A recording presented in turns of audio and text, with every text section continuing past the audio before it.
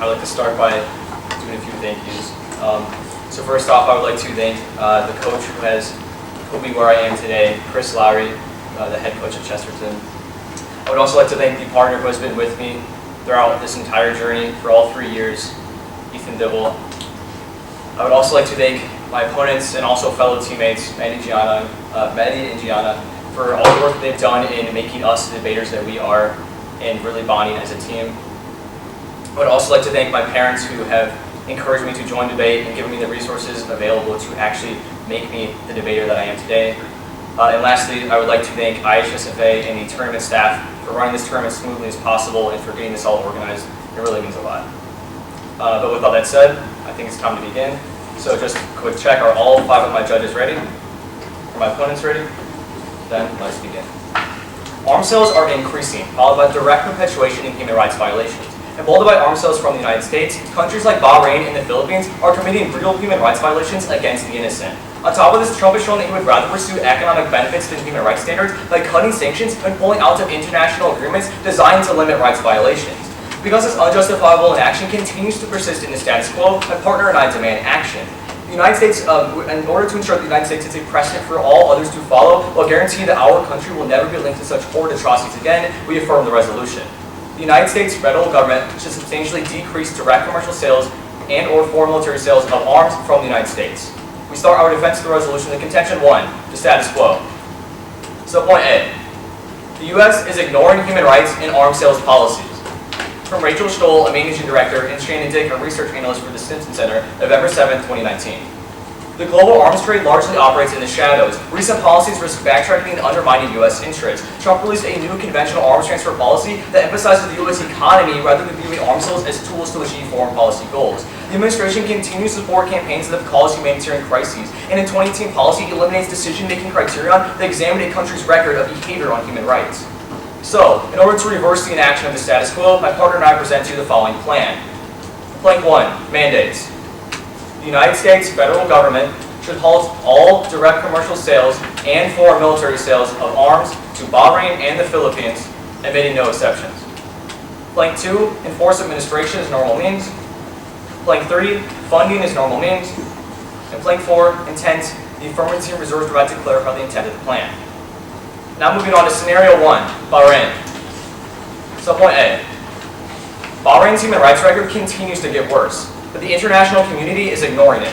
From Human Rights Watch, January 14, 2020. Bahrain's human rights record worsened in 2019. The government carried out executions, convicted critics, and threatened activists. Authorities have silenced, exiled, or imprisoned anyone who criticizes the government. Allies are burying their heads in the sand instead of pressing Bahrain. Bahrain widened its suppression of online activity, and despite significant human rights concerns, the U.S. approved 2 major weapon sales.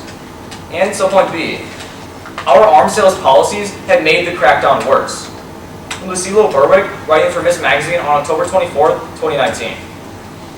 While abuses in Bahrain may seem distant, the U.S. exerts a huge influence on the country. American policies actively contributed to the crackdown. The State Department has approved an unprecedented $8.5 billion worth of arms sales. This funding has gone directly to bodies implicated in the abuse of women. And Trump gave the green light to Bahrain's crackdowns, and yet abusers are free to operate without fear of consequences.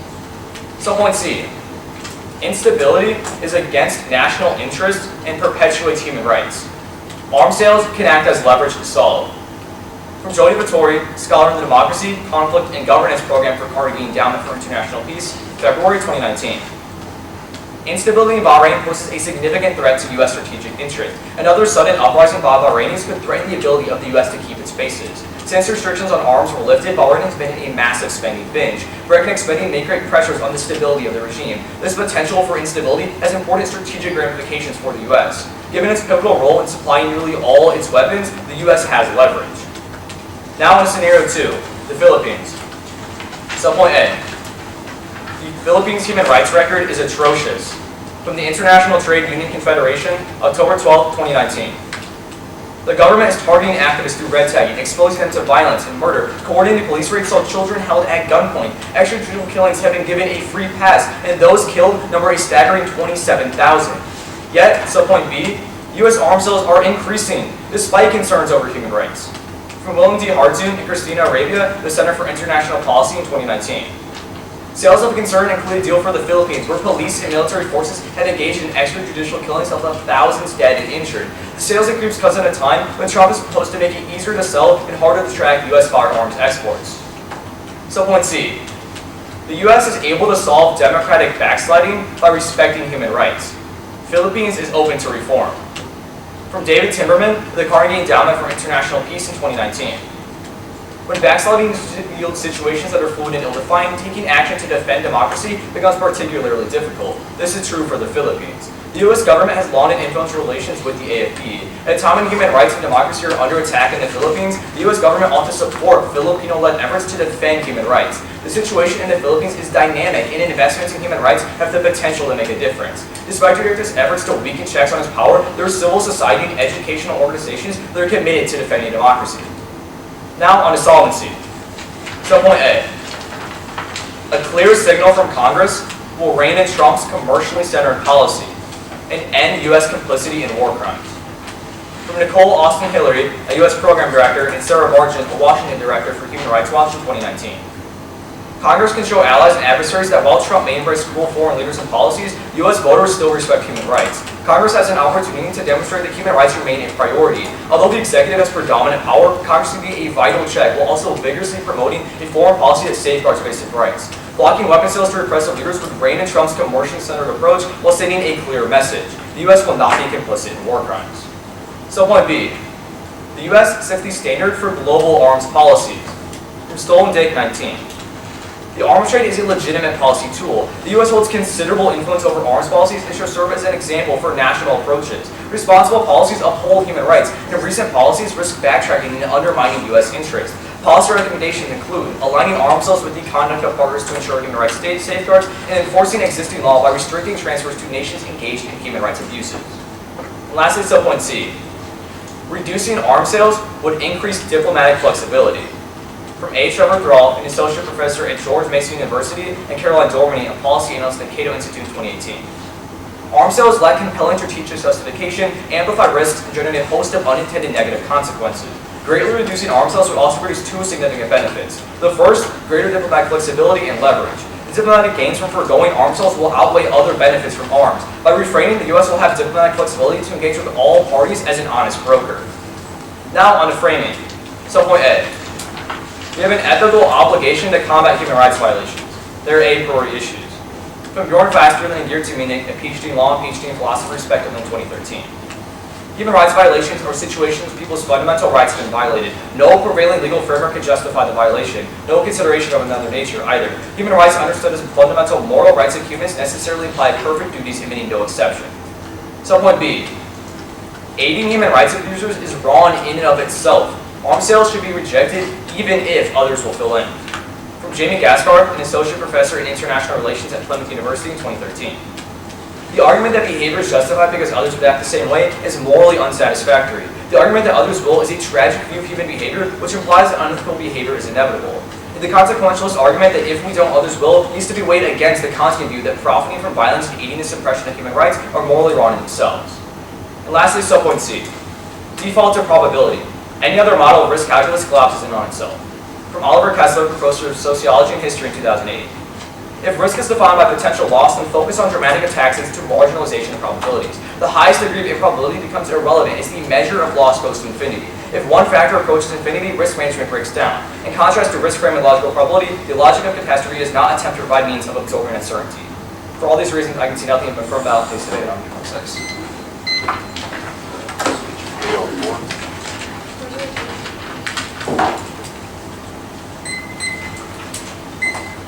Judges ready?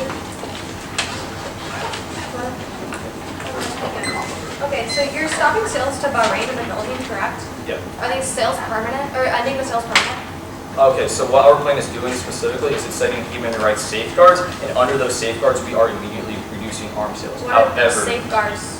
The human rights, I mean, we have a list, but like specifically for Bahrain and the Philippines, there's different scenarios. So in Bahrain, the Muslim majority population is targeting the Muslim minority population, and that's causing an array of human rights abuses, including the targeting of human rights activists which are trying to speak out against this issue. So that would be one of the safeguards that we would be putting in place. Is that in your plan text? We are modeling our plan off of the Enhancing Human Rights and Arms Sales Act of 2019. Is that in your plan text?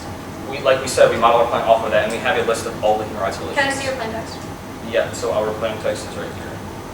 Okay, so it states the United States federal government should hold all direct commercial sales and foreign military sales of arms to Bahrain and the Philippines, admitting no exceptions. So how are you modeling if you're putting in no exceptions and you don't talk about this in your plan? So when we say admitting no exceptions, what we mean this is that immediately we're reducing all arms sales. So there's no exception in terms of like Trump using a national interest waiver or anything like that. Okay. However, like when we say that our plan is modeled off of the Enhancing Human Rights Protections and Arms Sales Act, we don't have to like specifically put that in the plain text. We have like clarified that. So you're just ending all arms, like immediately. At face value, you're ending all arms. Yes, but I was going to emphasize on that. So we set those safeguards in place, and then if those countries meet those human rights standards, then the U.S. government, post-plan, has the ability to increase arms sales. But that's not contingent on our plan. No, because that's future U.S. government action. Okay, and then let's go to Philippines. So you say that our United States arms sales are increasing. How much are they increasing? We don't have specific numbers on how much they're increasing, but first off, it shouldn't matter how much. Just the fact that we are sending them arms is enough to. I know. I'm just asking. Okay. Yeah. Do you have any specifics on how much we sell in all? Not like a specific substantial amount, but we have evidence that's enough to leverage the Philippines into reform if we pull this. Where's the evidence that says it's enough to leverage? We can pull that up. Okay, so it's not in your face. And then let's talk about Bahrain. So you say that the arms sales made crackdown worse. So is that inherently United States arms sales? Okay, the United States provides Bahrain with 85% of its arms. 85%? Yes. Who sells the other? You don't know. Other countries. I mean, like it's obvious, like Russia is selling arms. Other countries that have been at the core of this debate are selling arms. Okay. And what is your solvency mechanism? What do you mean by that? Like the implementation of our plan? No, what is your goal to solve? Our goal is to signal by reducing arms sales to signal to both countries that we've had enough of their human rights violations, and we want to show them that they have to get their act together or they lose the rest of the U.S. alliance. But we also gain back our solvency. So it's contingent on the United States? No. Okay. Yeah. Thank you. No problem.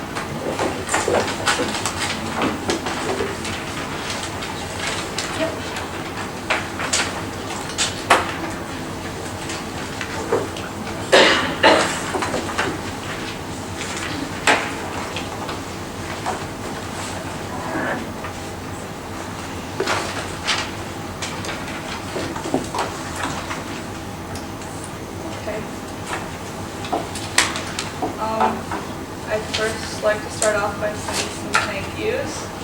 I'd like to thank my family for always supporting me with my debate career and for constantly encouraging me to not quit when I really, really wanted to last year.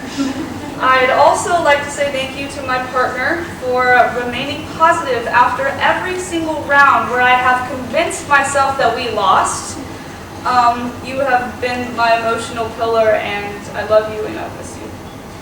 I'd also like to say thank you to my opponents and teammates, Ryan and Ethan, as well as all my other teammates for working so hard this year. We have all made each other better debaters, and you guys are literally my family. And finally, I'd like to say thank you to Mr. Lowry, or the Big L, for literally being my therapist and always allowing me to come into his classroom and cry when I've had a rough day. I love y'all and y'all the best. Let's begin. So for an off-time roadmap, it's going to be 2 off case, and then scenario 1, scenario 2, kind of cross-applying things onto solvency, and then frame.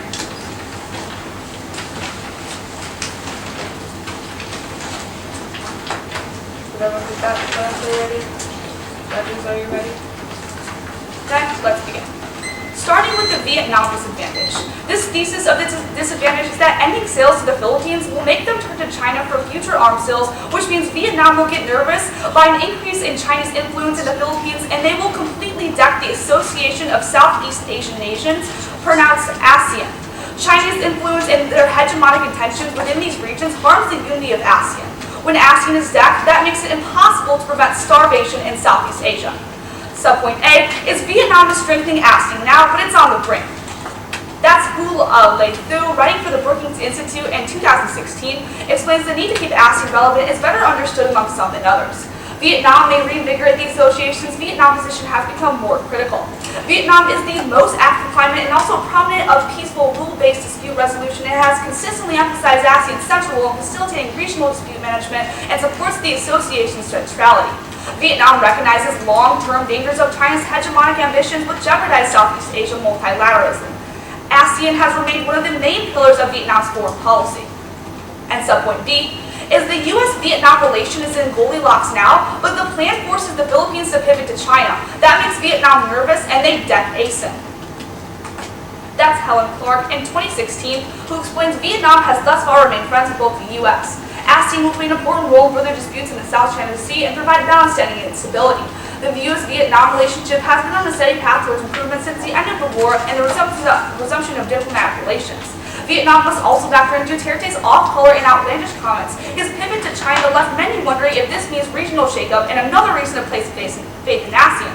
The Philippines and Vietnam has also taken a direct approach to cooperation with a focus on ASEAN's key role. China could undercut this, and actively pro-China Philippines could harm unity within the organization and counteract Vietnam's efforts to use ASEAN to balance out powers.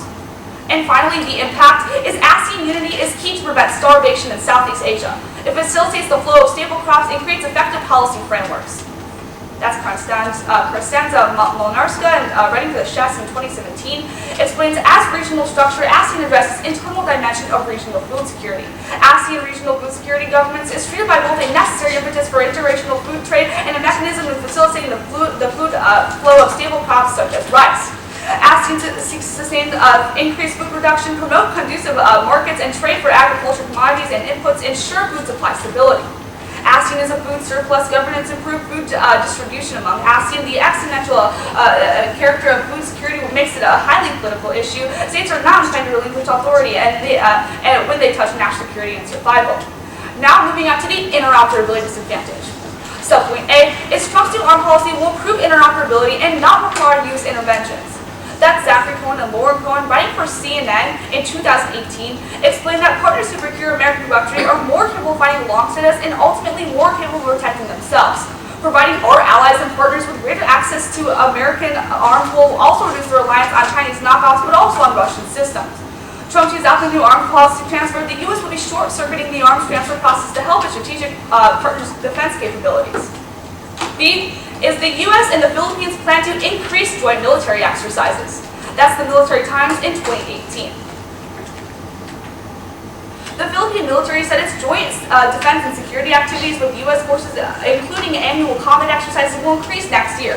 Top U.S. and Philippine military officials agreed to increase the number of joint security activities next year to 281 in areas that include counter-terrorism, marine security, and humanitarian aid. And subpoint C is military cooperation between the U.S. and Philippines is high now. It's key to deter Chinese aggression and various terrorist groups. That's Jason Gerzas, writing for the New York Times in 2019, explains that a strong U.S.-Philippines alliance deters aggression and promotes regional stability, and we welcome enhanced defense cooperation with the Philippines.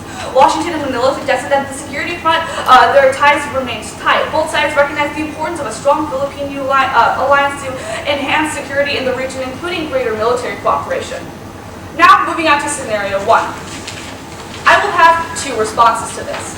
My first response is Bahrain is a major ally. Plan DEX relations. That's the United States Department of State noted. Bahrain plays a key role in regional security and is a vital U.S. partner in defense initiatives. Bahrain hosts the U.S. Navy's 5th Fleet and participates in the U.S.-led military coalitions, including the global coalition to defeat ISIS. The U.S. designated Bahrain a major non-NATO ally in 2002. And second, ending arms sales fails. It emboldens Iran and destroys alliances and threatens U.S. military operations. That's Phillips in 2018, who explains advocates of arms cutoff apparently believed to be somehow ending the war through a one-side strategy of depriving American allies of U.S.-provided weapons. But this is not a one-sided war. Depriving Bahrain of arms that is not required for its own defense will undermine U.S. national interest by weakening ties to a major non-NATO ally, giving the psychological boost to Iran and encouraging the Houthis to continue to drag their feet on peace talks. And second, Ending arms sales is bad. It causes terrorism, instability, and a great power competition. That's Lippian in 2019, who explains Votel has said the United States needs Bahrain in the region and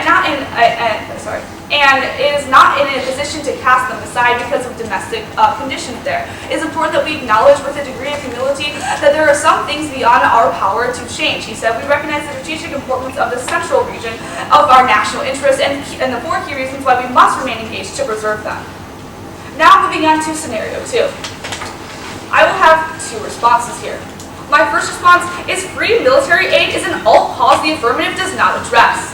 That's Gianna and Wetzner in 2019, who explained through the operation of Pacific Eagle, not subject to congressional spending limits, the U.S. projected $100 billion last year in military aid. The U.S. sold arms and donated 2,253 machine guns and over $5 million in ammunition. This aid goes to support Duterte's oppressive regime.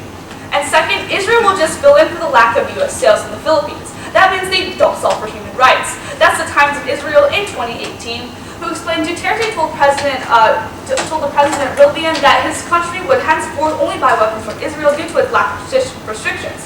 Duterte praised Israel for helping the Philippines win its war against terror and said the Jewish state had aided the country on intelligence matters on multiple occasions. He said that it instructed him military personnel to purchase weapons and military equipment excessively from Israel. The U.S. is a good friend, but if we buy it, there are limitations. Duterte's trip to Israel will be expected to focus on exploring possible arms deals. He sees Israel as an alternative supplier to weapons, and the U.S. and other countries refuse to sell to him over human rights violations. You can cross-apply all of these responses read in both scenarios to solvency. It just shows that they absolutely do nothing to actually solve human rights violations, and there are all causes. Moving on to framing. I will have one response here, is that we must evaluate consequences. Not doing so is morally bankrupt. That's Brinsendorf and Desai, published on the Routledge in 2010, explained that Section 4 is a way of avoiding negative unintended consequences by security governments. Not doing so is the equivalent of researching issues that have negative consequences without discussing opportunities for improvement. The idea we are getting at here is the act is absolutely nothing to actually stop human rights violations. The intent of the plan is just to make America look better by passing a plan that might help human rights violations, but probably won't. Thank you. I'm not for cross-examination.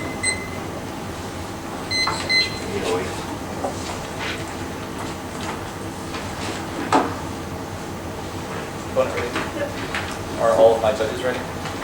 Then let's. First off with the Vietnam disadvantage. Is Vietnam the only country that's significantly controlling the HCAN? Yeah, so our Clark evidence says that Vietnam is the one who basically kind of controls ASEAN, and that they base a lot of their foreign policies off of ASEAN. Okay, and is this disadvantage contingent on the fact that China would fill in for the Philippines? Yes. Okay. On to interoperability disadvantage. Where did you have a single card that was a link for the fact that reducing arms sales reduces interoperability? Our link is that the Philippines and the U.S. actually plan to increase joint military operations. So how does reducing arms sales prevent that from happening? I'm sorry, can you rephrase the question? How does reducing arms sales prevent that from happening? Because you're no longer going to be in the region and you're no longer going to have weapons. How are we not going to be in the region? Because you're not going to have American weapons in Philippines, which means that it would be very unlikely to actually conduct an effective exercise. Okay. And so the impact of this is that it's key to deterring China and it's key to counter-terrorism. Yes. Okay. And then on to Bahrain. You said that Bahrain is a major ally, and then you also said in that same tag that the plane would hurt the plane decks relations. Where in the internals does it say that the plane decks relations? We're just using that as like a way to. The card says that Bahrain is a non-NATO major ally, and it also talks about how. Where in the card does it say that our plane would hurt those relations? It says in the card that it would destroy military coalitions, which like. Where does it say that? Which sentence? Is this bottom sentence? That it participates in U.S. military coalitions. So it's With, not to part of the defeat card ISIS. that you read. Oh. Okay. But where does it say that reducing arms sales would hurt the relations? If you end sales to Bahrain, they're not going to be like, oh great, you ended sales to us, let's remain allies. Like, well, isn't that like an argument that would have to be else. made with evidence on like the card that If does you not want to press for actually- evidence, then Right. okay. Okay. And then where does it actually mention Bahrain in your third argument? Votel says the United States needs Bahrain in the region to, and it is not in a position to cast them aside because of domestic nations there. Not that. It was the Indian arms sales bad. Oh, okay, it is. Yeah, this is Okay, all right. And then on to Philippines. So it's free military aid. Sure. So do you have evidence that the free military aid is actually contributing to human rights violations? It says that they're giving ammunition and machine guns, which is still weapons, and things to put in weapons, which would still be Okay. contributing to human rights violations. And then the Israel fill-in argument. So is Israel like selling, or is the United States selling arms to the Philippines now? Yes. So is Israel selling arms to the Philippines because the U.S. is also doing that? Or is Israel not listening to the United States? This card states that there's a risk that Israel will. But go in. wouldn't post-plan, wouldn't it be obvious that Israel would not risk hurting the U.S. alliance? I highly doubt that. They are looking towards the Philippines currently. After we take in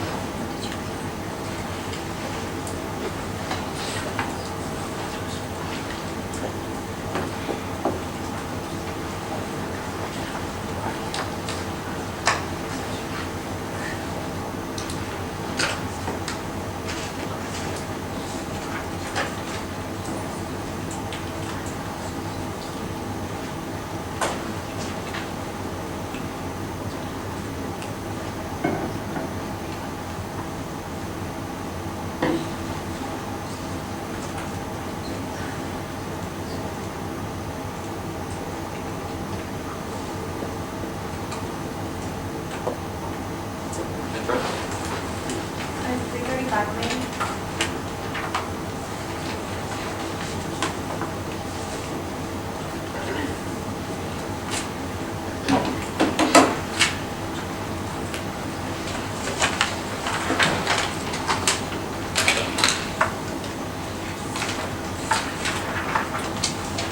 So first I'd like to give a couple of thank yous. So to start, I'd like to extend what my partner said and thank our head coach, Christopher Lowry, for guiding us through our debate career since freshman year. I'd also like to thank my parents for driving me out to the tournament and picking me up no matter how late it was and supporting me no matter how we did. And also our opponents and yet partners, Madi and Gianna, for being great teammates through the years. And also IHSFA for running the tournament smoothly, as well as everyone down in CAB for doing a great job. And most importantly, I would like to thank my partner, Ryan Donovan, for sticking with me since freshman year. With that, I'll go to the roadmap. So I'm going to start off on the Vietnam disadvantage. We go to Interop. And Scenario 1, Scenario 2, Solvency, and Framing. That are my judges ready? Are all my opponents ready? Let's begin. So first of all, let's start off on their Vietnam disadvantage. We'll have 5 responses here. First of all, cross-flight Victoria 19 and Temperament 19 for case. U.S. has significant leverage over Bahrain and the Philippines, and this leverage can be used to force change without risking the chance of China filling. Second of all, the Philippines-China tensions are increasing dramatically in the status quo. The Philippines are pursuing economic exploits in disputed regions. This prevents them from filling in. Charlie Bradley, a reporter for Express, November 12, 2019. South China Sea disputes between China and the Philippines are set to take another tense turn as Manila plans to seize control of oil and gas in the region, despite Beijing's fury. Manila could exploit gas prospects at Reed Bank, which lies in China's controversial waters, claim known as the 9-Dash Line. Resources in the region are expected to become increasingly scarce over the next 10 years, sparking urgency from competitors. The Philippines has long disputed efforts in the South China Sea. So, because tensions are dramatically increasing between China and the Philippines, this means that China will be unlikely to sell arms to the Philippines because of the likelihood of conflict between the two countries right now. This also supports the need of the U.S. to pull out of the region to decrease that likelihood of conflict. Third, the Philippines doesn't want Russian arms, Russian or Chinese, throw that one out. Third, Thailand will control the future of ASEAN, not Vietnam, from BP Harry Bulan in 2019. Thailand is the ASEAN chair for 2019. Thailand's leadership will be key in guiding and shaping ASEAN's response and a united front in dealing with the disruptions. Bangkok recognizes ASEAN needs to strengthen partnerships with dialogue. It also has to shepherd ASEAN through geopolitical and economic uncertainties, questions raised about the robustness of ASEAN's unity. With that, let's go to the interoperability dissent. So first of all, we'll have 5 responses here. So 1, the sales don't actually boost our interoperability with allies or our combat effectiveness. William D. Harling, a director of Arms and Security Project at the Center for International Policy in 2018. Selling arms to dictatorships and repressive regimes often fuels instability, war, and terrorism. U.S.-supplied arms end up in the hands of adversaries. Far from giving Washington influence over key allies or improving their combat effectiveness, U.S. arms and training often simply spur further conflict and chaos to the detriment of the security of the U.S. Second of all, Cross-Pledge Westerling and Munich 13, we have an obligation to respond to human rights violations.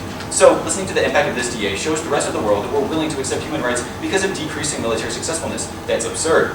Third, there is no threshold to their disadvantage. At what point does a lack of interoperability actually cause a disadvantage? Unless our opponents can improve the plan pushes the DA over that threshold, then don't buy into it. Fourth, we're going to turn their impact. Interoperability serves as a form of leverage for AF. Interoperability states that without U.S. arms, a country will be unable to accomplish missions with the U.S. successfully. However, this is just more of a reason to encourage the recipient nations to listen to the United States instead of cutting more aid. Fifth, an impact term. The Philippines do not use arms to deter, rather uses such arms to commit rights violations. Drew Elizard Miller and Azada Shashnuhani, A Common Dreams, 2019.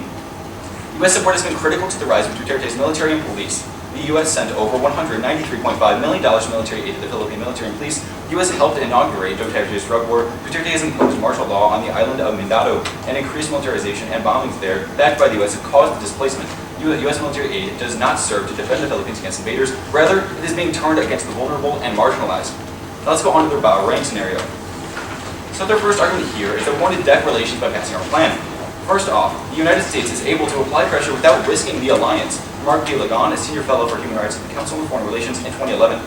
Bahrain is a striking case of the appearance of inconsistency by the United States. The United States is capable of deftly asserting more pressure on the small power to avoid counterproductive suppression of dissent without losing access to a strategic base.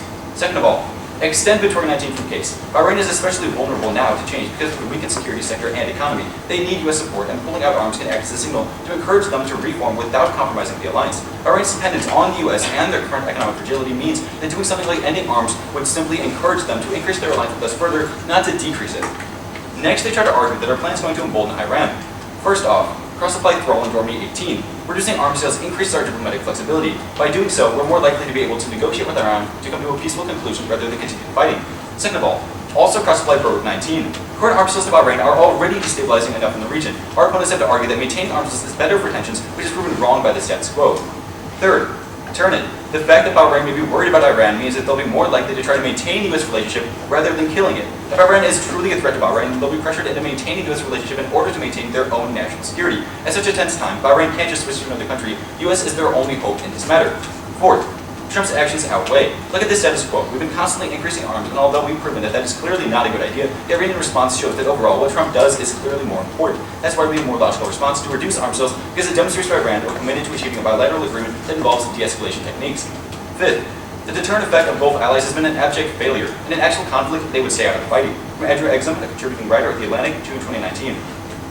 Despite spending billions of dollars, our Gulf partners do not have very good militaries. In an actual war with Iran, we would not ask our Gulf partners to do much more than stay out of the way. We do not trust their ability to participate in what would be a highly kinetic conflict. They have spent a lot of money building very expensive air forces that largely cannot do what their leaders send them to do. Now with that, let's go on to their third argument on this flow, which is that ending causes terror in the region. So first of all, this argument really only mentions Bahrain once, and even so, terror is not a big issue in Bahrain in the status quo right now, so you can assume that that's not going to be that big an issue after this. On top of that, regardless, our arms sales are destabilizing to them right now, so even if they are fighting terror in the region right now, it's obviously not going to be a very good effort because of the fact that our arms are causing destabilization, and that is because of the oppression on the minority population, because the government isn't able to seize active good control over the citizens. Now let's go on to the Philippines flow. So the first argument here is about military aid. To this, we'll have 4 responses. First of all, The U.S. would cut military aid in order to fix their human rights violations. That way they can sell to arms sales again. So in the status quo, we're selling to the Philippines because we want to, but under our plan, they're forced to stop that. So because the U.S. will want to continue arms sales like in the status quo, they'll take whatever initiatives they need to achieve that. So if, like our opponents claim, military aid is also contributing to human rights violations, then the U.S. will naturally want to end that as well, to solve human rights violations and sell arms again. Again, it's not a mandate of our plan, but it's just a logical next step that the Philippines would likely take. Second of all, cross-apply Timberman 19 and turn it. This foreign aid just serves as leverage to force change. If the Philippines sees that the United States cares about human rights enough to pull arms away, they'll see it as a threat to pulling out aid as well. Third, whether or not other aid exists has nothing to do with the signal sent by plan. The fact that we reduce arms sales means Duterte is still pressured into reform regardless of other forms of aid given to him. Fourth, their evidence agrees with the plan. U.S. arms sales are a form of military aid, meaning by reducing even a small fraction of aid, the affirmative is successfully reducing Duterte's ability to oppress its citizens and is immediately sending a signal that the U.S. is not complicit with human rights abuses. On to Israel fill-in. So first, cross-apply gas card 13. The argument that we should continue to be complicit in war crimes because someone else would do the exact same we pulled out is morally unsatisfactory and does not outweigh the moral obligation of attempting to solve human rights in the first place. Second of all, an Israeli official literally states that whatever America decides, Israel will comply with. Trevor Thrall, a senior fellow at Cato Institute, and Carolyn Dormany, a policy analyst at Cato in 2018. American influence is thought to be most potent in cases where the United States provides a nation with a large share of its military capabilities. An Israeli official acknowledged, if the Americans decide we should not be selling arms to other countries as well, Israel will have no choice but to comply. Third, don't buy their empirical arguments. Just because Israel has sold in the past doesn't mean that they'll continue. Israel relies heavily on the United States, and as that Israeli official just told us, they're not going to switch, or they're not going to be selling to this country if the U.S. decides that they shouldn't be. Now last, let's go on to framing. So first of all, we agree that we need to consider consequentialism. However, even if there is some kind of negative consequence, we still need to weigh it against human rights, which as our framework describes is the best moral stance to take, especially in terms of arms sales. Second of all, even if we should evaluate consequences, there should be absolute side constraints. Actually, I'm not going to read that. However, just consider the fact that also for solvency, cross-apply all the arguments we had against the scenarios because it's essentially the exact same thing. And with all this in mind, I can see nothing but an half-balance in this debate. I'm down with cross.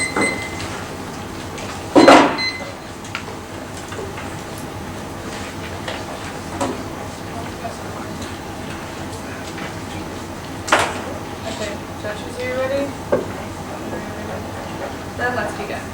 Starting with the Vietnam DA, you say that Thailand is the future to ASEAN. Can you please explain why we should prefer your evidence over ours? Well, it explains that Thailand is the future of it. Your evidence is saying that right now, I believe the Philippines is what's controlling it. So you can assume that even though in the status quo the Philippines is what's controlling it, we can assume that further into the future, Thailand is what's going to take it over. Okay, cool. Why is Thailand the key to ASEAN? That's just what our evidence describes.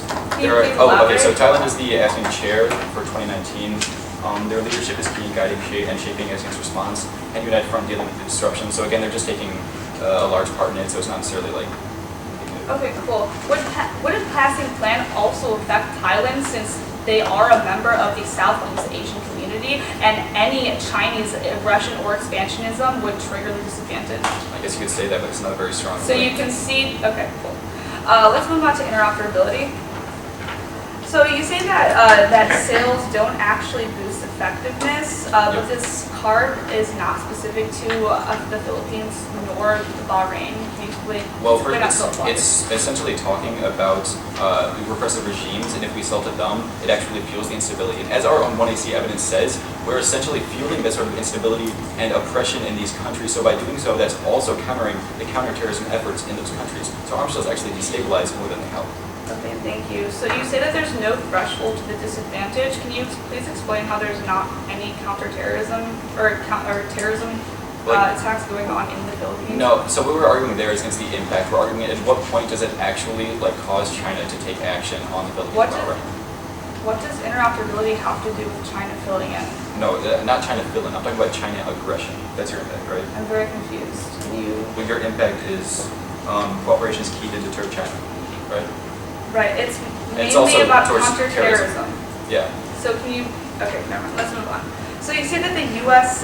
uses arms to hurt people, and the card specifically mentions military aid. Isn't this a complete contradiction to the military aid card we read in Scenario 2, explaining how that's actually an alt cost to be affirmative? Not necessarily, because first of all, arms are actually included in what military aid would be defined as. So by reducing that, we're reducing the main cause of military aid, which is causing all of this harm. And then, sorry, can you elaborate the question? Okay, that's fine. You say that interop serves as a form of leverage. Can you please explain? Yeah, essentially, so right now they rely on us more than we rely on them. And Bahrain just went on a spending binge on U.S. weapons, meaning right now all of their weapons are integrated to the U.S. and economically they're really fragile. So you just said that Bahrain relies on us. So yeah, I realize now you're talking about the Philippines first, is that right? Yes. Okay, so you want me to answer? Yes. Philippines? Okay, so the Philippines, Duterte currently is modernizing his military based on U.S. weapons, and also his war on drugs is entirely reliant on U.S. weapons. Okay, thank you.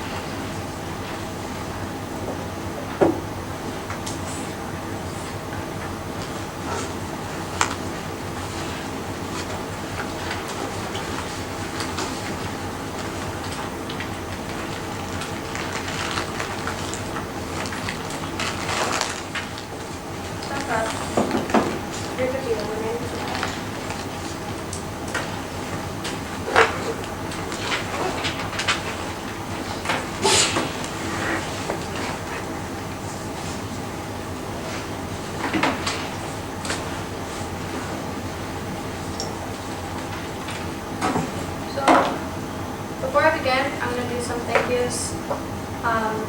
So first of all, I want to thank my partner. She's been with me for the past 2 years, and she's really saved my debate career. Not only when I struggled to work, but also in the round when I felt like we were losing, and she told me not to give up. Regardless of my stubbornness, she was always there by my side, and she's always been my better half. My opponents, I want to thank Ethan and Ryan for always pushing us a little harder and making sure we stayed on our toes. And I'm super proud of you guys for your accomplishments this year. I want to thank my coach, Christopher Lowry, for being with me for 4 years, teaching me everything I know, not just about debate, but about life, education, what to do with myself. Coops and Kaylee for being there for whenever we needed her.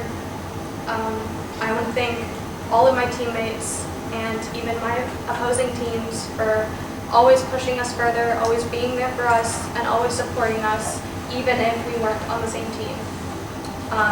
And of course, I want to thank my family, specifically Victoria and Kalina. Sorry, for always being there for me, for making sure I stayed in policy, I stayed where my head was strong, and always pushing me to be a better debater. And of course, I want to thank the IHSFA and the rest of TAB for putting on an amazing tournament and for making my senior year great. Just 1 second. Okay. For my roadmap, I'm going to start with scenario 1, Bahrain, and then I'm going to be moving to scenario 2, the Philippines, and then I'll be ending with, let's put framing at the top, just to make it easiest. We'll put framing, then scenario 1, then scenario 2.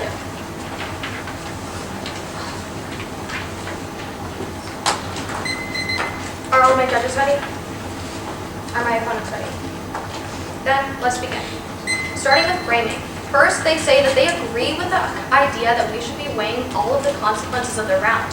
By conceding this means that they have to, they are upholding the fact that they have to solve for human rights violations because those are the consequences they're trying to solve for. If they do not solve these consequences of the status quo, then there's no reason to pass the affirmative plan. You have to, they said specifically you have to weigh it against human rights violations, which means they must win human rights violations in order to win the affirmative. But I'll explain why they don't solve for this. Let's start with scenario 1, Bahrain. The first argument they make here is that it's impossible for us to ruin our relations with Bahrain because we have to have access to our relations and nothing would ever go against them. But this piece of evidence is from 2011. So just to make this a lot easier, oh my goodness. Okay, so just first of all, now is different. Our relationship between Bahrain and the United States is most important now. Here. Deteriorating relations between the, that's not it. I'm so sorry. I'll just use it as an analytic, and I'll use evidence later if they press for it. Basically, this evidence from 2011 explains that our relations between Bahrain and the United States was going to happen inevitably, and there's nothing that can come between them. Recently, it has been a lot more crucial that our relations militarily and specifically with arms trade is necessary. This is because we have major bases and major technology within Bahrain, and if we were to stop sales, it would hurt our relations. Now is different. I'm pressing them for better evidence from a more recent date that states that under the Trump administration, relations can't be killed. Because their tag states that relations can't be killed with Trump, but their evidence was from before the Trump administration. Next, let's move on to the fact that they state that current arms sales is key, and there's no reason to worry about an Iran war because they're going to do what the United States says regardless. First of all, they don't have any evidence stating that Bahrain is going to follow the United States. Next, our evidence is not talking about an Iran war. Our evidence is saying that they're going to embolden Iran, which is not one of our allies. We should not be emboldening one of our enemies, especially in a time of conflict like we're in right now. They are emboldening Iran, and they have no evidence that states that they are not emboldening Iran, and no responses on that argument. Therefore, that argument flows to the negation. Next, they have a non-response argument to the terror argument. So they say that it's not as bad, or that it's not like a huge deal within Bahrain because there's no terror problems within Bahrain. But that's first of all not important to the argument, and second of all, our evidence specifically states that Bahrain is going to have problems with terror, weapons of mass destruction, instability, and great power competition. And this independently prefer lesser evils, which is the status quo. They have not brought up a single piece of evidence that says that this is not true, and our evidence is from 2019. It says the United States needs Bahrain and other autocracies in the region and is not in a position to cast them aside because of domestic conditions there. It's important that we acknowledge with a degree of humility that there are some things that are beyond our power. This piece of evidence specifically states that the instability in the region should not be weighed higher than the minor conflicts that are going on there. They have no evidence saying that you should prefer otherwise, therefore this argument also flows to the negation. They have a non-response here. They don't even have evidence to prove that there's no terror problems. Moving to Philippines. So first of all, with the free military aid as an alternative cause, they have 4 responses here. First of all, they explain that the United States cuts military aid so that their plan is proved effective. They have no evidence stating that this is true, and nowhere in their case does it say that they're going to stop the military aid. Our evidence specifically states that we are giving free ammunition and thousands of free weapons and firearms to the Philippines just because, we're just giving it to them for free. It's not an arms sale, it is aid. They are not stopping aid, therefore we're still going to be supplying to the Philippines regardless of plan or not. That means that they cannot solve for human rights violations because there's still going to be weapons there. Next, they say that there's leverage over the Philippines and that they'll just coerce the Philippines to not accept aid. First of all, it's the United States providing aid, so why would we coerce them to not accept our own aid? Second of all, they have no evidence that we have leverage over the Philippines. Our evidence specifically states that the Philippines is accepting this aid, therefore they will have weapons in the region, and they will not solve human rights violations. Next, with fill-in. We specifically talk about Israel fill-in, although literally any nation could fill in and they still wouldn't be able to solve. Their first argument states that fill-in is not a good argument because it's morally bankrupt and we should just prefer the fact that the United States shouldn't have this on our hands. First of all, that just means that they don't solve. If fill-in occurs, they have no solvency. Regardless of the United States selling or not, which we would continue sales because of the aid that we provide them, it wouldn't be conducted as sales, but we would still be providing to them.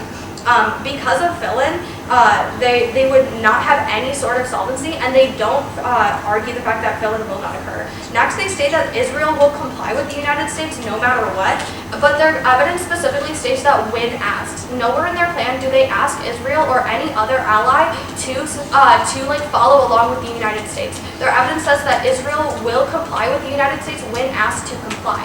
There is no they don't solve for this.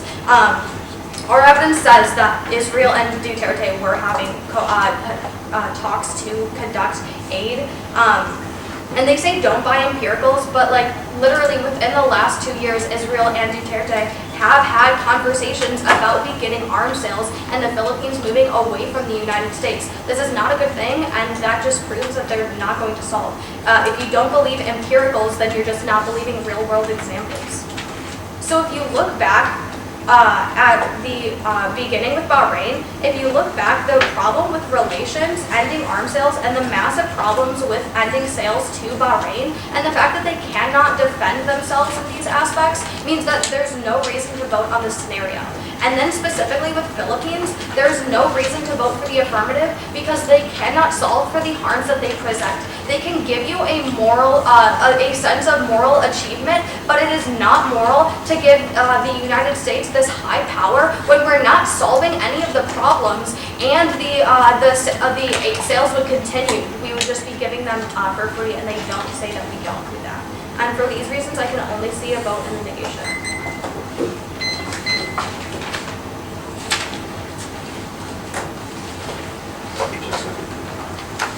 Judges ready?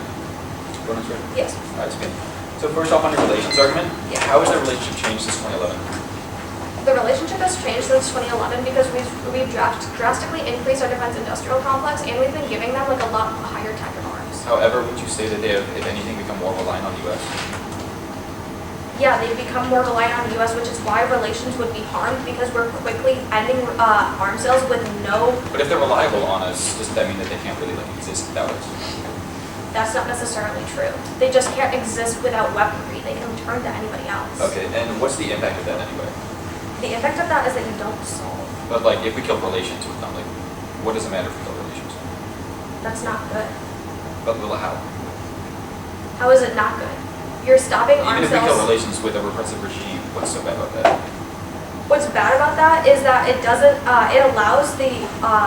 It allows Bahrain to not have access to critical things to fight things like terror and to fight the problems with Iran and instability in the region. Okay, That's so- our evidence that we read in the first. So with the Iran argument, you mentioned that the impact that you were going for is emboldening Iran and not Iran war, correct? Yeah, that's what our evidence. But then what's so bad about emboldening Iran?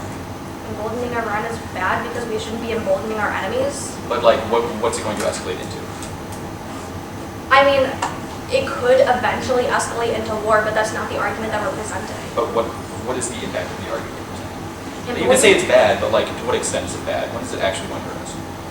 It's going to harm our relations within the Middle East, and it's going to harm our diplomatic ties to the Middle East. Okay, and then what evidence says that terror in Bahrain is good right now? Their counter-terrorism efforts are good? Because with your argument, you mentioned that arms or ending causing. Our evidence states that we need to continue sales to Bahrain because of the instability and terror within the region. Okay. Going on to your scenario 2. So because the U.S. wants to sell to the Philippines, isn't it reasonable to assume that they would also halt military aid or threaten to halt military aid? No, because that's not your plan. Yes, but isn't that a reasonable next step for U.S. No. to take? Why isn't it? because they want to continue sales with the Philippines? Exactly. So if like stopping military aid would be a way of getting. You don't have any evidence that states that that would be the link from one step to the other. No, So but we're until you just talking like- present that, but- that's not logical to me. To me, How they is it would, not logical? because they would just try to do deals under the table because they're not allowed to do deals above the table. What do you mean under the table? Like what deal? It wouldn't be considered arms sales, it'd be considered aid. So they would just Okay, increase aid. so are we just going to aim to like give them free weapons forever? Is that That's what we're doing. not okay? Let's go back to the Bahrain scenario. Okay. So, but can I see your evidence on definitely Bahrain relations really quick? Yeah, so the evidence that my partner read was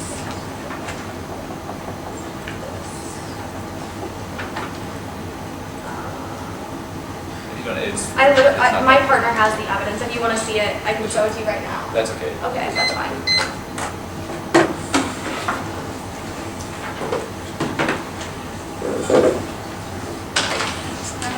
Yeah.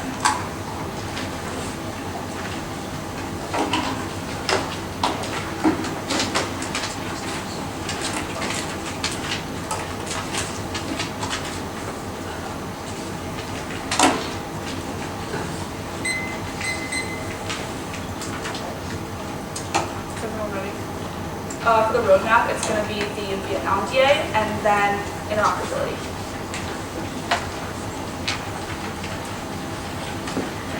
Is everyone ready now? Opponents, are you ready? Then let's begin. First, starting with the Vietnam DA.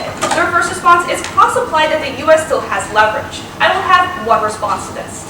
They cannot use the fact that they might have leverage to spike out of literally every argument on the flow. Prefer our evidence that says that Duterte is literally looking towards China for a multitude of things in the status quo. Next, essentially all they really say to this DA is that fill-in won't occur because the U.S. has leverage. However, they aren't understanding what the DA is. This is not a China fill-in disadvantage. Duterte is going to be upset with the plan and then he will turn to China. That's literally what our link evidence is saying. I suggest that you look at the card after the round. It's a very good card. They also say that Thailand will control the future of ASEAN. I will have one response to this, and it is that plan also affects Thailand.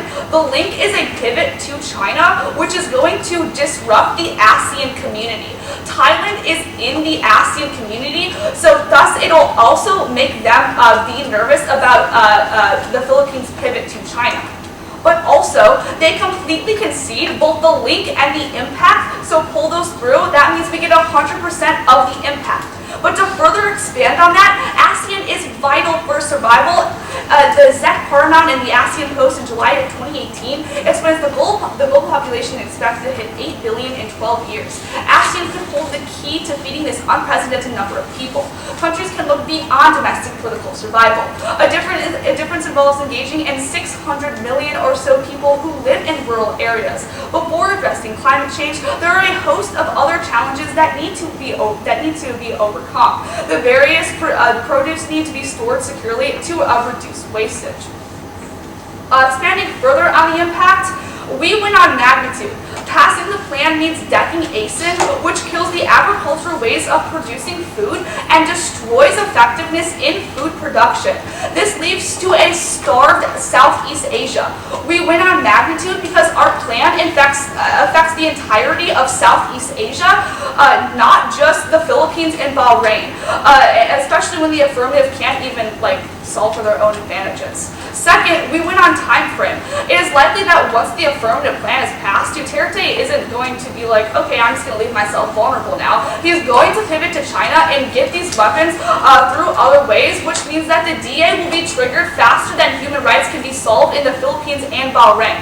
And we also win on probability, since it's more probable that, referring back to our link evidence, that says that the Philippines will just turn to China rather than actually solving any human rights violations by simply just ending sales.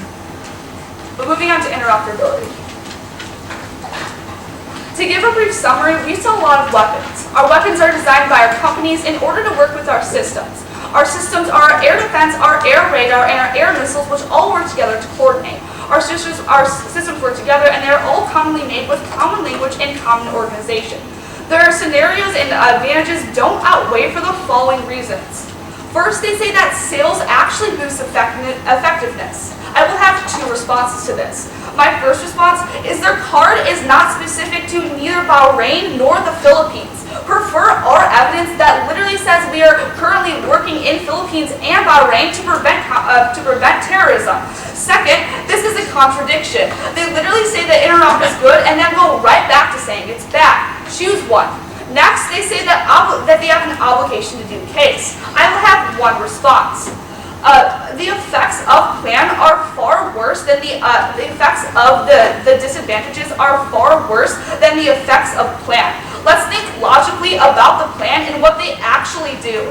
Ending sales isn't going to all of a sudden stop human rights abuses. Duterte goes out of his way to make human rights abuses worse.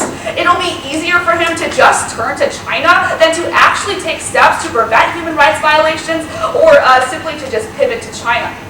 And they say that the U.S. uses arms to hurt people. This is literally what our alt card is saying in our solvency, so you should blow that to the affirmative.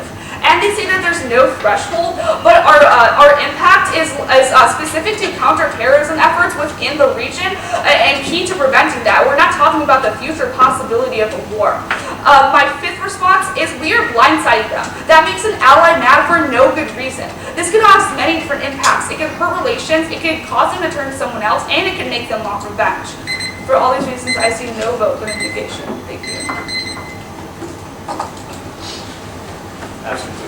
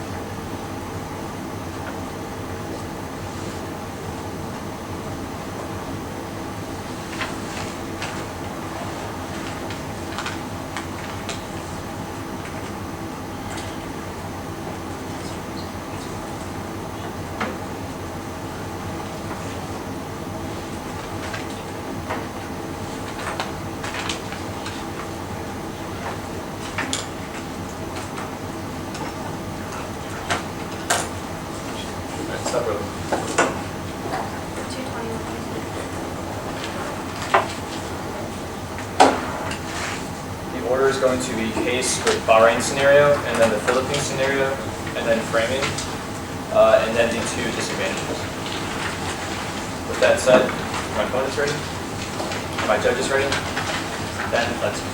First off, on the Bahrain flow, their first argument here was that our car is from 2011 and the relationship is different now. Well, one response here. Our case evidence from 2019 shows that Bahrain is more dependent on U.S. than ever. In fact, their own cars were actually supporting this fact as well. But the fact that the U.S. has increased its presence since 2011 just serves to show that the affirmative plane has more leverage over Bahrain. They try to claim that because Bahrain is more reliant on us, then our plane will kill the alliance even more, which literally makes no sense. We were given evidence since the 1AC that shows that we can use our alliance and their dependence on our alliance to leverage them into change. Whether or not the alliance is big or small does not actually take out the fact that we still have leverage over them. Now on to their next argument, which is that we have no evidence for or was that their evidence was not talking about the Iranian war. I'll have one response here, which is that our evidence wasn't talking about the Iranian war either. But with that said, let's go into what they conceded and as to how what they conceded actually responded to their Iranian card. So four concessions. So they also conceded that reducing arms sales increased diplomatic flexibility, which means that we're more able to negotiate with Iran and deter them from increasing aggression. They conceded that U.S. arms are inherently destabilizing in the status quo, encouraging recklessness from Iran in the status quo. And they also conceded that Trump's actions outweigh as Iran looks towards what he does to determine their own policies. And lastly, they dropped the fact that arms sales deterrent effect have literally been awful and serve no purpose in actually deterring Iran.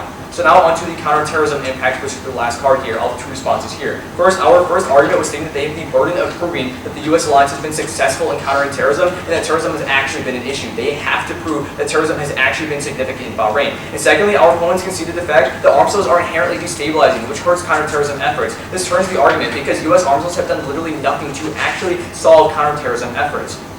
Now moving on to the Philippine scenario. So the first argument was that case does not stop military aid. However, they dropped the logic argument that we made here, which is that we never claim to stop military aid, but the U.S. wants arms sales likely doing the status quo, which means that naturally they'll want to try to find any incentive to increase arms sales after our plan, and the only way to do that, because they have to comply with our plan, is to solve for human rights. So if military aid is causing human rights abuses, then naturally they're going to want to reduce military aid as well to then get arms sales back. So now moving on to their next claim, which is that we have no evidence of leverage. However, number 1, Temperament 19 from the 1AC says that any investment in human rights can encourage Duterte into compliance. The fact that arms sales are actually increasing the status quo as well just proves that the United States is increasing its leverage over the Philippines, and we can use that alliance to leverage them into reform.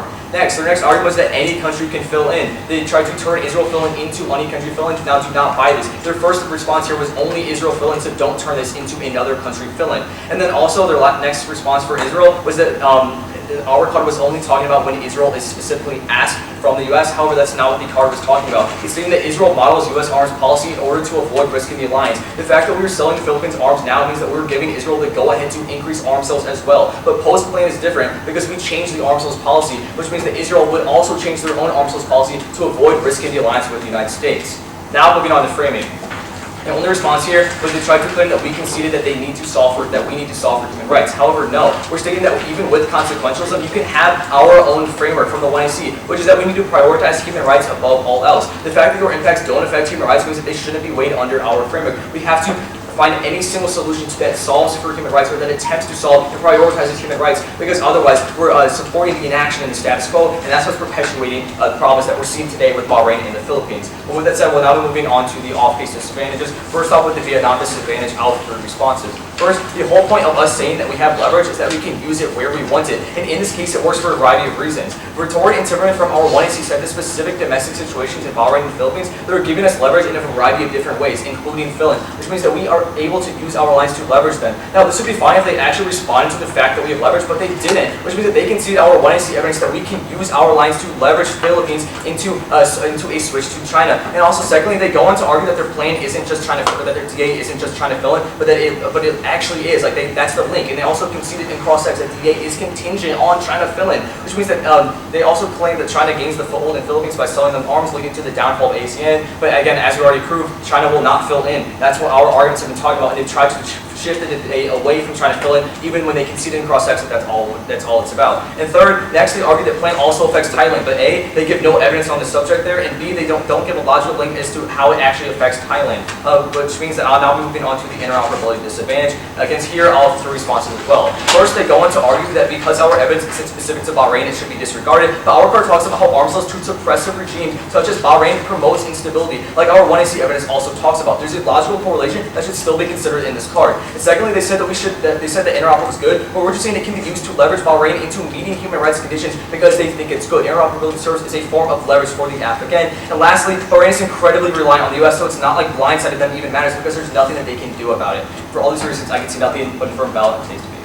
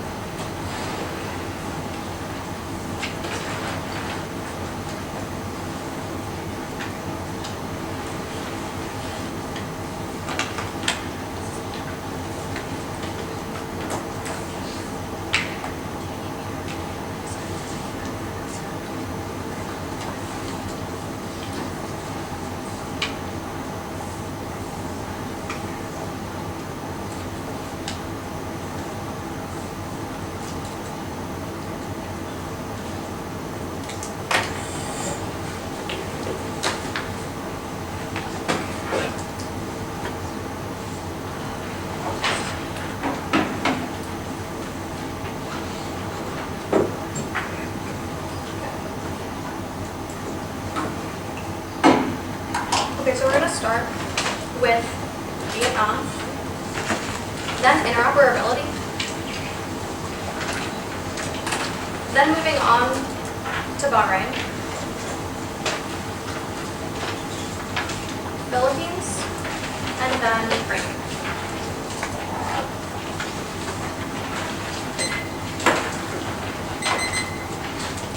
Is anybody not ready? Then let's begin. Starting with Vietnam. The dissent is not contingent on just China selling arms to the Philippines, as the affirmative likes to have you believe. The dissent explains how any pivot to China, whether it is relations or influence and assistance, will make Vietnam nervous and deck ASEAN. Since they deck ASEAN, that means that the deck in the community affects Thailand. They concede that they drop the impact. This is a voter because it drastically outweighs the affirmative on magnitude, probability, and time frame. On all impact calculus, first of all, we apply to the entire Southeast Asia region. Next, time frame means that it's going to affect ASEAN immediately because it's going to cause the Philippines to transfer. Also, it's going to win on probability because we've already seen that we're on the brink with ASEAN already.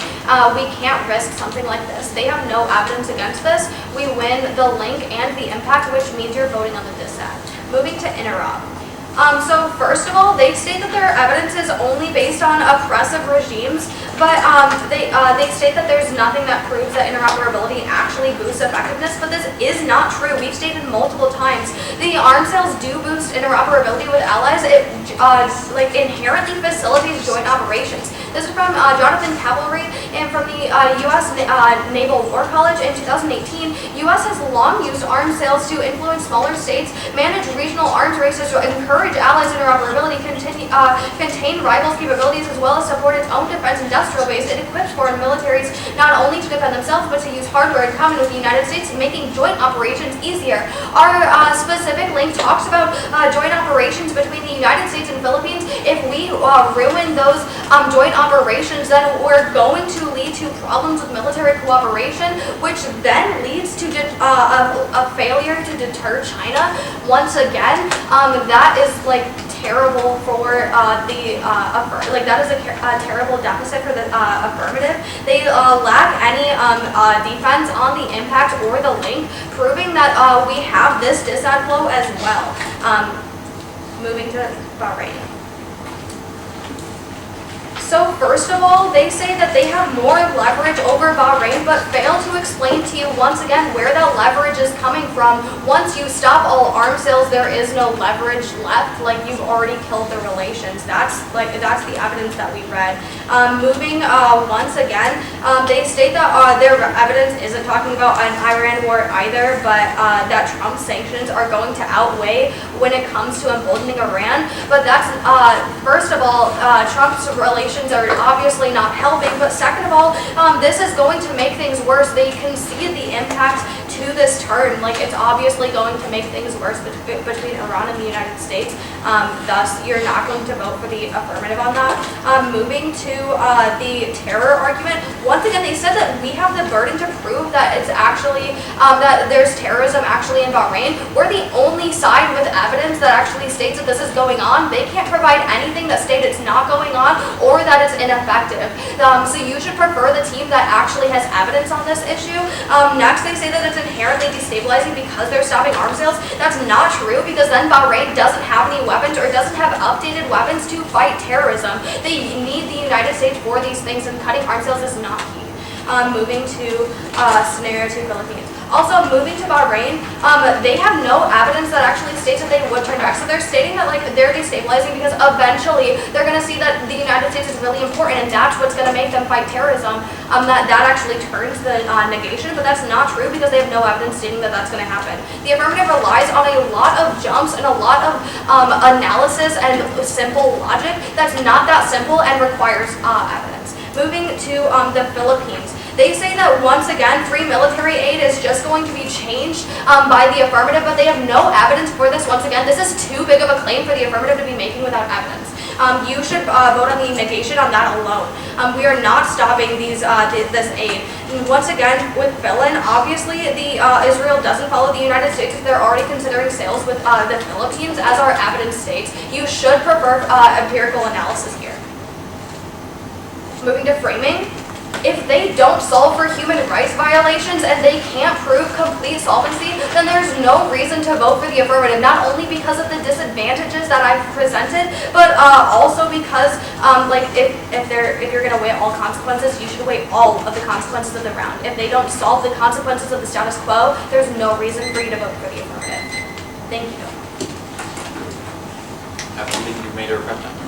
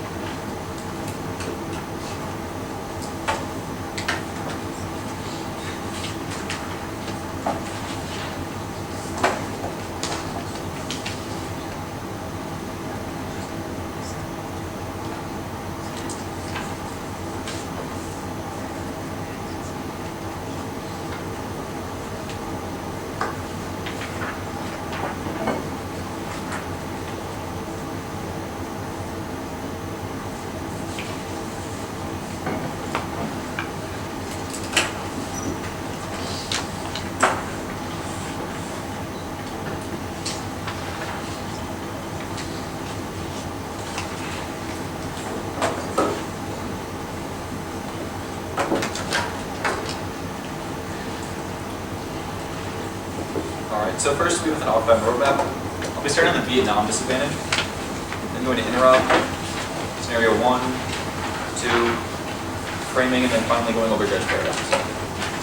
With that, are each of my judges ready? Opponents ready? Yeah.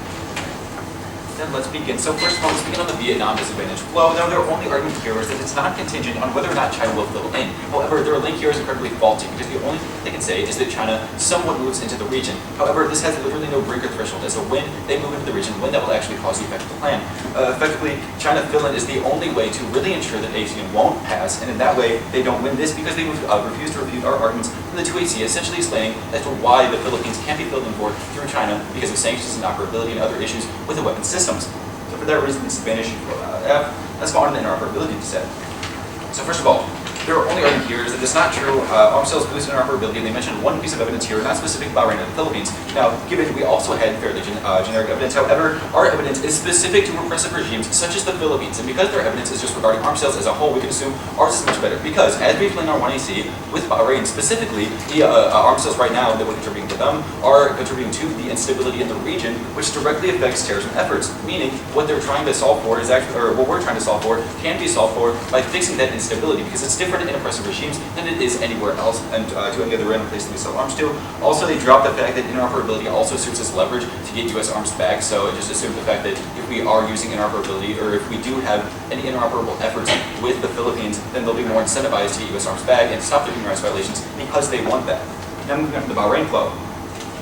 So first of all, mentioning the relations argument, they just say that we don't tell them how we get the leverage. However, we described several times how we get the leverage from our 1AC. Victoria and Timmerman both do great analysis as to how the domestic situations in Bahrain and the Philippines lead us to get our leverage over them, and they just refuse to refute that and just argue that we don't tell them how we get leverage. But again, we explained multiple times the domestic situations and the current situations happening in those two countries that would lead us to get that leverage. Also going down the flow, as for the Emboldened Iran argument, they're just arguing that the plan's going to make things worse. But again, the only impact to Iran aggression is going to be a conflict, and because of the fact that our 5 arguments from the 2AC responded to that, it just makes it void, because their only response here was that we're talking about emboldening Iran and not going to war with Iran. However, it doesn't matter, because the whole impact to emboldening Iran is going to be going to conflict with them. But like we mentioned before, the whole point of that is that we give our proper responses to that, so that should flow out as well. Also, with that last terrorism argument, they mentioned that then Bahrain has no weapons in the region to defend themselves in terms of counter-terror. But like we mentioned before, the arms are being used to fuel their oppressive game plans and not necessarily to enforce the counter-terrorism efforts in the region. Now onto the Philippines. First of all, they just tried to argue that we need evidence for the military aid link. However, again, this is the cop-out to avoid our 4 arguments from the 2AC. What we mentioned before is that it's reasonable to assume that the U.S. will, in fact, just impose sanctions on military aid if we were to pass our plan. I mean, obviously they want to sell arms. They can't just keep going with military aid forever. That's just giving away free weapons, and we get nothing out of that deal. So assume that AF wins this, because their only response to this is that we need evidence for it. However, just look at the logical link that we have here, which is much better than theirs. Next, on Israel fill-in. Here they just kind of ignored our evidence from the 2AC and said because Israel's done it before, they'll do it again. However, the whole point of our evidence from the 2AC was that because Israel models themselves off of the US, they'll stop selling arms to the Philippines, even if they have been looking into it now because of that, because a literal Israeli military official stated that they will follow as what the US does, and in the past they've done that as well. So we can assume that if we do stop selling to a oppressive regime, that'll happen. Next, on to framing. Now they continue to ignore the fact that our own framework can coincide with theirs, which is that even though consequences are always weighed, we need to specifically prioritize human rights over all else. They've conceded this fact on the basis that we have to solve for human rights, but because we've proven we do solve, this means that RDAs mean literally nothing. Now onto the overview of the paradigms. So first of all, if you're voting policymaker. Now the 2 different choices in today's debate are the plan and the status quo. Under plan, the U.S. can successfully use its leverage to persuade Bahrain and the Philippines into solving for human rights while avoiding the risk of them switching to China or furthering the alliance. Now, this means that on the actual flow of the round, the affirmative has the downside of slightly hurting the relationship, with the upside of using the significance of arms sales to leverage Bahrain and the Philippines into solving the issues of human rights, democratic backsliding, and the instability in both countries. Now, under the status quo, the negative team continues to allow for the U.S. to be complicit in human rights violations and allows for arms sales to continue the destabilization happening in both countries that risks escalation, conflict escalation, and amplification of human rights violations, and has literally no upside. The only potential upside that they've given is maintaining the alliance with both countries, which the plan gains as well. Now, if you're a stocks judge, the affirmative team wins on significance. The plan will have a significant impact in terms of reducing destabilization, democratic backsliding, and human rights violations. The affirmative team wins on harms. They haven't touched the harms in the status quo, and yet they attempt to justify that the status quo is better while conceding that our arms amplify any risks. Now, the best harms that they can try to claim against the affirmative plan rely on falsehood, where they assume A, that Philippines arms sales are actually increasing our interoperability, which we prove for arms sales to all repressive regimes is not true, and B, that China will fill in and that literally any filling from China causes this, yet they ignore the tensions. And so for all of these reasons, and the fact that they have literally no solvency, I can see nothing but violence today.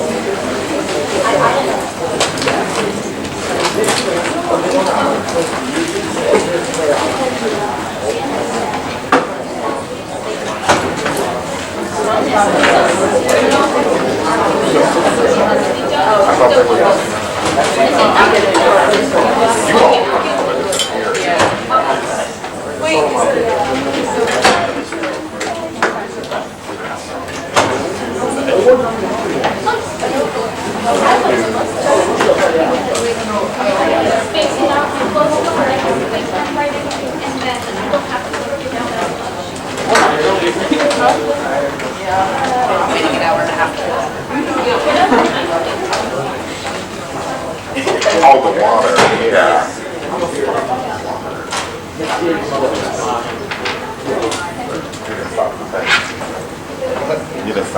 That's what I came here for.